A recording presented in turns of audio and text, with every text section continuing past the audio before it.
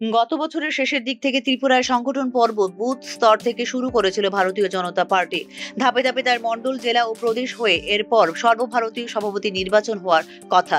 রাজ্যে অল্প সংখ্যক বুথ বাদ দিয়ে বাকিগুলোর সভাপতির নাম মোটামুটিভাবে যথাসময়ে ঘোষণা করতে পারলেও মণ্ডল জেলা সংগঠন পর্বের সময়সূচি অনুসারে করতে পারেনি ভারতীয় জনতা পার্টি ত্রিপুরা প্রদেশ। দেরিতে হলেও এই দুটি সংগঠন পর্ব মিটলেও মাসের পর মাস, তারিখের পর তারিখ অতিক্রম হয়ে যাচ্ছে, কিন্তু এখনো পর্যন্ত প্রদেশ সভাপতির নাম ঘোষণা করতে পারেনি দল। আর এ নিয়ে দলের সাংগঠনিক বিষয় নিয়ে যেমন কিছুটা হলেও রাজনৈতিক অলিন্দে নেতিবাচক প্রভাব ফেলেছে, তেমনি এই নিয়ে ধোঁয়াশায় রয়েছে দলের বিভিন্ন স্তরের কার্যকর্তারাও। সম্ভাব্য নাম হিসেবে বেশ কয়েকজনের নাম ঘুরপাক খেলেও আদতে কি হবেন দলের সভাপতি তা নিয়ে এখনো নিশ্চিত নয় কেউই। দলের যে সাংগঠনিক অবস্থা বর্তমানে, এর থেকে উত্তরণের পথে যেতে হলে সর্বক্ষণে নেতা লাগবে বলে মনে করছেন দলেরই একাংশ নেতৃত্ব। এই ক্ষেত্রে রাজনৈতিক লড়াইয়ে অভিজ্ঞ নেতার প্রয়োজন, যে সাংগঠনিক শক্তিতে এগিয়ে নিয়ে যেতে পারবে দলকে। রাজ্যের রাজনৈতিক ভৌগোলিক পরিমণ্ডল চেনা জানা নেতাকে আনতে হবে দায়িত্বে বলে মনে করছেন দলীয় নেতৃত্ব।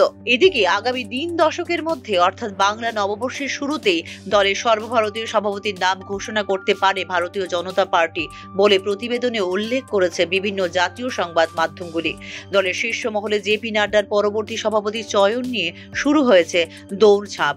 গত সপ্তাহে এক যুগ সময় বাদে নাগপুরে রাষ্ট্রীয় স্বয়ংসেবক সংঘের সদর দপ্তরে গিয়েছিলেন দেশের প্রধানমন্ত্রী নরেন্দ্র মোদী। সেখানে গিয়ে আরএসএস প্রধান মোহন ভাগবতের সাথে সাক্ষাৎ করেন প্রধানমন্ত্রী।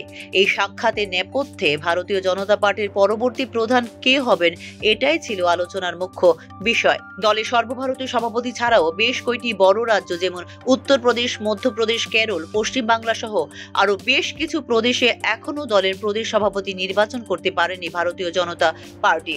বড় রাজ্যের সাথে সাথে রয়েছে ত্রিপুরা সহ আরো ছোট রাজ্যও। সর্বভারতীয় সভাপতি নির্বাচনের আগে অন্তত 50% প্রদেশের সংগঠন পর্ব শেষ করে নিতে হবে বলে লেখা আছে ভারতীয় জনতা পার্টির দলীয় সংবিধানে।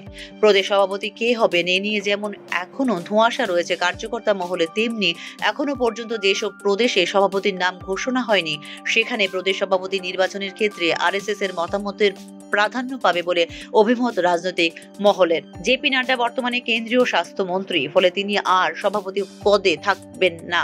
এক্ষেত্রে ত্রিপুরা প্রদেশের বর্তমান সভাপতি রাজীব ভট্টাচার্য রয়েছেন সাংসদ পদে।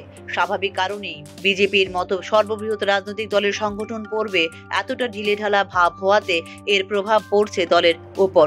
ত্রিপুরাতে যেখানে বিরোধী রাজনৈতিক দল বামপন্থীরা এখনো সক্রিয়, সেই ক্ষেত্রে দলের প্রদেশ সভাপতি নির্বাচনের ক্ষেত্রে কি সিদ্ধান্ত নেবে আরএসএস বা বিজেপি কেন্দ্রীয় নেতৃত্ব, তা নিয়ে চলছে জোর জল্পনা। Bureau report, news now.